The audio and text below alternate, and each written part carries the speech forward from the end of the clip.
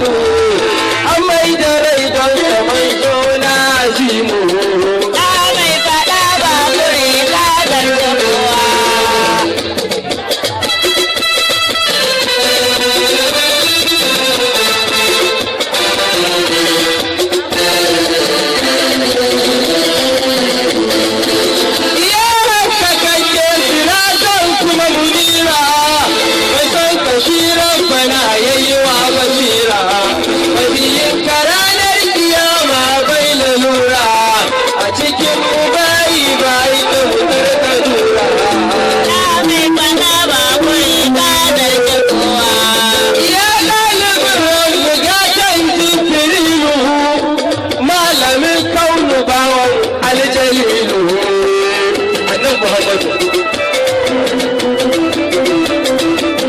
malamin da ba shi da malami a cikin halitta